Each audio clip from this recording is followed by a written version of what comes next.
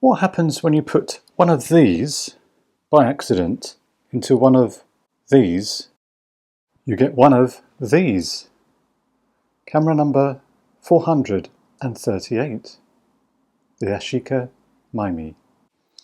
Of course, we wouldn't really put our camera into a washing machine even by accident, or at least we wouldn't want to do that.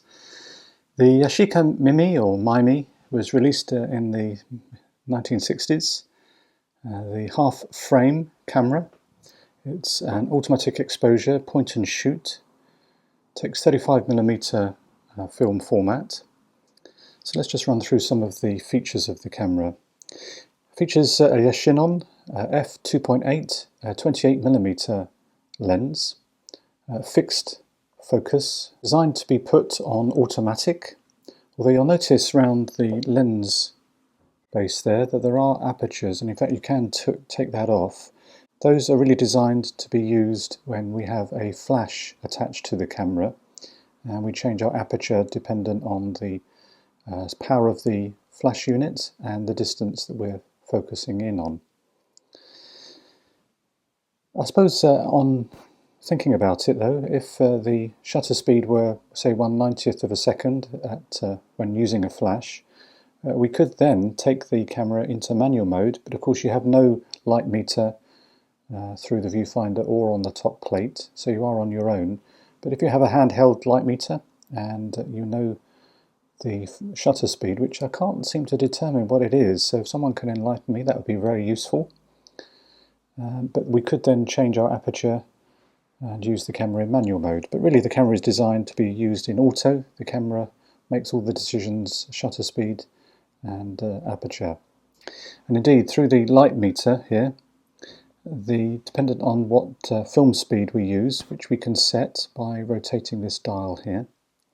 And then the idea is to keep the needle in between the two red extremes of over and under exposure. When you look through the viewfinder, there are 3 grid lines that are green stroke yellow and 1 red one in the left hand corner. And then also at the top there is an additional marker for parallax correction. And so the idea is that by half pressing the shutter button, the camera will measure the light, and if it's correct, the left corner, which is red, will turn green stroke yellow and show that the conditions are correct for us to take an image. So coming to the top plate again, we can see a cold shoe here, and then we have our shutter actuation button and then our film counter. To put film into the camera, we have to undo the door by releasing the latch there, and then you'll notice the film actually goes in on the right hand side. We need to release the film rewind and pull that out, so that then that enables us to put our film in. And then you notice it's obviously portrait, which is reflected in the viewfinder, and then you obviously have to rotate that if you want landscape mode. But we put our film over and make sure it goes through the sprockets there and then attached, and then we have to manually wind that on to advance the film. Close the door and lock the latch and make sure we put the film rewind back in its place.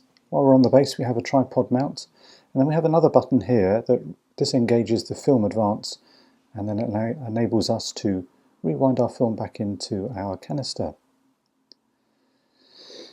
And that really is pretty much it as far as the camera goes. Very enjoyable to use, nice and light. It is pocketable, but as I say, don't put it in the washing machine. Not a good idea. So what were the images like? Well, let's have a look, shall we? But in the meantime, this is the Yashica MiMy or MiMy, camera number 438.